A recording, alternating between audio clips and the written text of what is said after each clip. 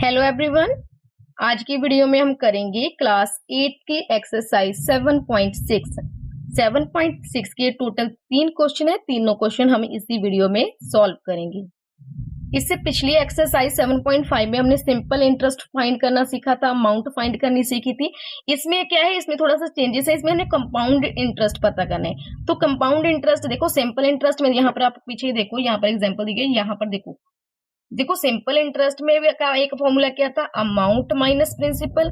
तो कंपाउंड जो इंटरेस्ट है उसका फॉर्मूला भी यही है, अमाउंट माइनस प्रिंसिपल। तो क्या इसमें डिफरेंस है? तो इसमें डिफरेंस ये है, यहाँ पर अमाउंट पता करने का ये वाला फॉर्मूला है। ठीक है, अमाउंट पता करने, जब भी आपको कंपाउंड इंटरेस्ट की बात की जाती है, कंपाउंडेड इंटरेस्ट, तो उसमें ये फॉर्मूला यूज होता है अमाउंट पता करने के लिए। ठीक है, तो इस फॉर्मूले का यूज करके हम अमाउंट पता करते हैं, उसमें से हम प्रिंसिपल माइनस कर देते हैं।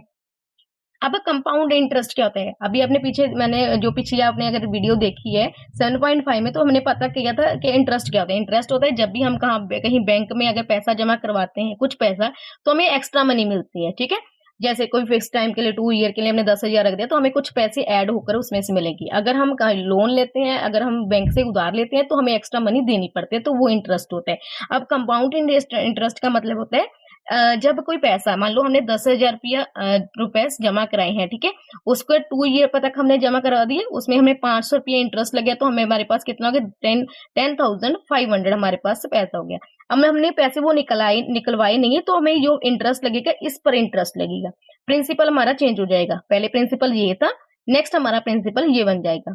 तो ठीक है, तो यहाँ पर चेंज हो जाएगा, इंटरेस्ट के ऊपर इंटरेस्ट लगता जाता है, उसको कंपाउंडेड इंटरेस्ट बोलते हैं। ठीक है, यहाँ पर अभी आपने यहाँ पर देखो क्या करना है, क्या है, हमने अमाउंट पता करने के लिए ये फॉर्मूला क्या यूज करना है, ये आपने याद करना है।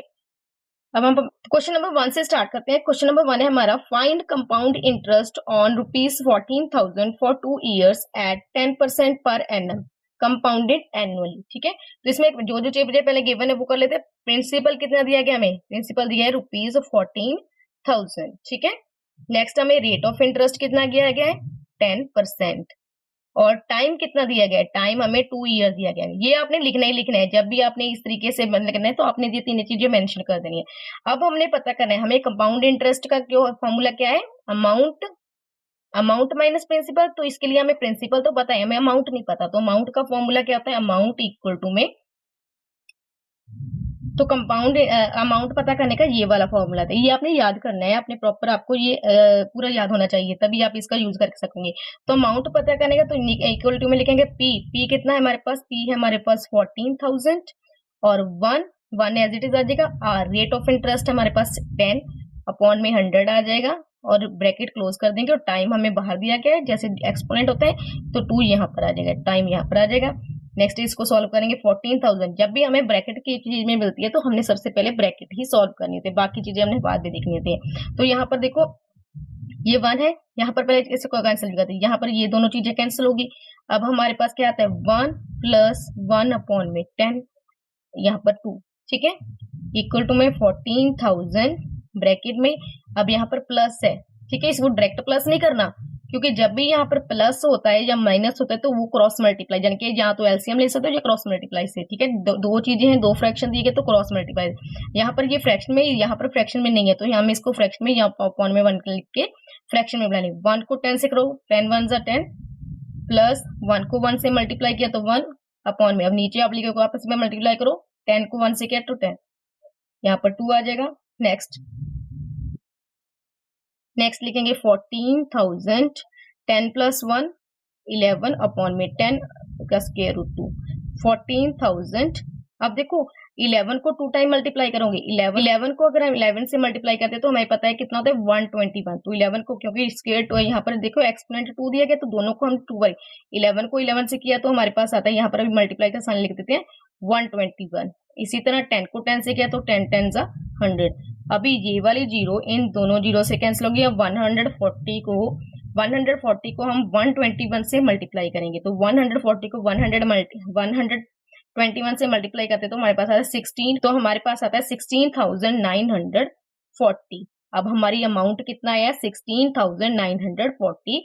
ये रुपीज में था तो यहाँ पर रुपीज लिख, अभी हमें अमाउंट पता चल गई। अभी हमने क्या पता करना है? Compound interest. तो कंपाउंड इंटरेस्ट सी और आई यहाँ पर डिनोट करेंगे। तो अमाउंट ए माइनस बी, इसका फॉर्मूला कहता है अमाउंट माइनस प्रिंसिपल। तो अमाउंट कितनी है 16,940, तो 16,940 में माइनस कर देंगे। प्रिंसिपल है हमारा 14,000, तो 14,000 इसमें से माइनस कर देंगे। जब अगर इसको दोनों को माइनस करते तो हमारे पास आता है 2,940। तो कंपाउंड इंटरेस्ट कितना है 2,940 या 2,940। ये रुपीज में था, रुपीज का साइन लगा देंगे और आंसर। ये हमारा फर्स्ट पार्ट का आंसर है। यहाँ आपने घबराना नहीं है, सिर्फ आपको पता नहीं अमाउंट सिंपल कंपाउंड इंटरेस्ट का फॉर्मूला पता है, अमाउंट माइनस प्रिंसिपल, ये तो हो जाएगा। अमाउंट का ये फॉर्मूला, इसको आपने अच्छे से पुट कर दें, स्टेप बाय स्टेप करते जाओ, आपका आंसर सही से आ जाएगा। नेक्स्ट है हमारा question number 2, find compound interest on ₹1,000 for 3 years at 20% per annum compounded annually. Same as it is करना जैसे हमने पीछे किया। यहाँ पर मैं वन लाइन में लिख दूं, प्रिंसिपल हमारे पास कितना है, प्रिंसिपल है हमारे पास 1000 और रेट ऑफ इंटरेस्ट है हमारे पास 20%।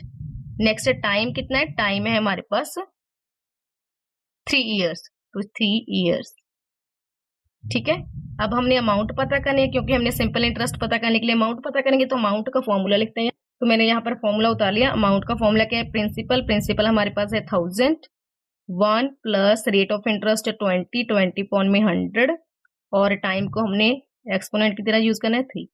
ये वाला यहाँ पर देखो, ये वाला यहाँ से यहाँ पर कैंसिल हो गया, 2 1 2 2 5 10, तो यहाँ पर आता है 1000, 1 प्लस 1 अपॉन में 5, यहाँ पर 3 बाहर। ठीक है, अब हम यहाँ पर देखो ये वाला फ्रैक्शन नहीं है, तो यहाँ पर हम अपॉन में 1 लिख लेंगे।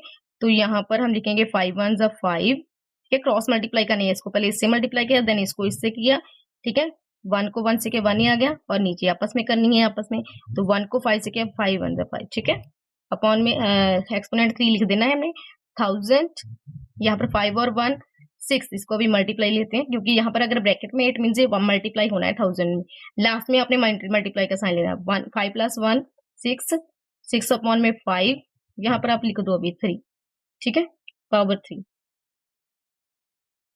इक्वल टू में 1000। अभी 6 को हमने क्या करना है 3 टाइम मल्टीप्लाई करके देखना है। 6 6 36 होता है, अगर 36 को हम 6 से मल्टीप्लाई करते हैं तो हमारे पास आता है 216। तो 216 अपॉन में 5 को 3 टाइम मल्टीप्लाई, 5 5 जो 25, 25 को 5 से फिर मल्टीप्लाई किया तो 125। ये हमारे पास आ चुका है। अभी नेक्स्ट हम करेंगे, यहाँ पर ये वाली चीजें हम कैंसिल कर सकते हैं। ठीक है, क्योंकि दोनों 5 के टेबल में कैंसिल हो, चाहे आप 5 में कर लो, चाहे आप 25 के टेबल में कर लो। ठीक है, आपकी मर्जी है। तो हम यहाँ पर 5 पे करके देते हैं। तो यहाँ पर देखो 5 के टेबल में 125 को पहले डिवाइड करके देखो, 5 के टेबल में 5 2 जा 10, यहाँ पर 2 आ गया, 5 5 जा 25, तो ये 25 पे कैंसिल होगा 5 के टेबल में। ये यहाँ पर देखो 5 1 जा 5, 5 2 जा 10, ये 2 जीरो बाद में लिख लेंगे इस तरीके से। अब फिर ये दोनों 5 के टेबल में 5 5 जा 25, 5 4 जा 20 और यहाँ पर आ जाएगा ये 40। ठीक है, क्योंकि जितना आपको काट सकते हो काटो, बाद में जीरो एक्स ऐड कर दो। 5 1 जा 5, 5 8 जा 40, तो लास्ट में 8 बचता है। तो 8 मल्टीप्लाई में आ जाएगा 216। अगर हम 8 को 216 से मल्टीप्लाई करते हैं तो हमारे पास आता है 1728। ठीक है, तो 1728 हमारा क्या आ गया रुपीस में, ये अमाउंट है। अभी हमने कंपाउंड इंटरेस्ट पता करना है, तो कंपाउंड इंटरेस्ट का फॉर्मूला था ए माइनस पी, मतलब अमाउंट माइनस प्रिंसिपल। अमाउंट हमारे पास है ₹1728 माइनस रुपीज, और हमारा प्रिंसिपल कितना था 1000, तो प्रिंसिपल आएगा ₹1000, इसमें से हम माइनस कर देंगे इक्वल टू में 1728 में से हम 1000 माइनस करेंगे तो हमारे पास आता है 728। ठीक है, ये वाला रुपीज में आएगा, तो ये वाला हमारा आंसर है सेकेंड पार्ट। यहाँ पर हमारा सेकेंड क्वेश्चन कंप्लीट होता है। नेक्स्ट करते हैं। नेक्स्ट हमारा question number 3, multiple choice question, MCQ दिया गया। फर्स्ट पार्ट है में सिंपल इंटरेस्ट का फॉर्मूला है पी मल्टीप्लाई में डैश इनटू डैश और अपॉन में 100। तो हमें पता है वैसे क्या होता है, यहाँ पर आर आएगा और यहाँ पर टी आएगा, और आर और टी होता है। तो आर और टी हम यहाँ पर ऑप्शन पे, ऑप्शन हमारे दूसरे पेज पे है, तो ऑप्शन में आर और टी हमारा कौन सा ऑप्शन है, आर और टी हमारा बी ऑप्शन है, तो ये वाला ऑप्शन सही है। ठीक है, नेक्स्ट है simple interest on 2000 for 1 year at 10% per annum. ठीक है, इज, तो इसमें सिंपल इंटरेस्ट पता करना है। सिंपल इंटरेस्ट का फॉर्मूला क्या होता है, पी मल्टीप्लाई में आर मल्टीप्लाई में टी अपॉन में 100। तो P हमारा कितना है, P हमारा है मतलब प्रिंसिपल है हमारे पास 2000, R है हमारे पास 10, मल्टीप्लाई में 1 ईयर है और अपॉन में 100। ये जीरो इन दोनों जीरो से कैंसिल होगी, इसको मल्टीप्लाई करते हैं, 20 को 10 से मल्टीप्लाई करेंगे तो हमारे पास आता है 200। ठीक है, 200 हमारा बी ऑप्शन है, तो बी ऑप्शन हमारा सही है। नेक्स्ट है कंपाउंड इंटरेस्ट इक्वल टू में अमाउंट माइनस, तो कंपाउंड इंटरेस्ट क्या होता है, अमाउंट माइनस प्रिंसिपल, तो डी ऑप्शन है, यहाँ पर आ जाएगा प्रिंसिपल। नेक्स्ट है formula for calculating amount when compounded annually is. ठीक है, तो फॉर्मूला कैसे कैलकुलेट करने का, फॉर्मूला क्या होता है कंपाउंड इंटरेस्ट का, तो हमने पता है पी आएगा, पी प्लस, यहाँ पर देखो C option, P 1 plus R upon में 10 और ये बाहर हमारे पास टी। ठीक है, तो सी ऑप्शन इसका करेक्ट है। नेक्स्ट है हमारा in case of simple and compound interest for a period more than 1 year. ठीक है, अगर कहते हैं कि सिंपल इंटरेस्ट और कंपाउंड इंटरेस्ट में अगर 1 साल के बाद देखा जाए तो क्या होगा, तो हमेशा क्या होता है, सिंपल कंपाउंड इंटरेस्ट हमेशा सिंपल इंटरेस्ट से बड़ा होता है, ये आपने देखना है ग्रेटर होता है।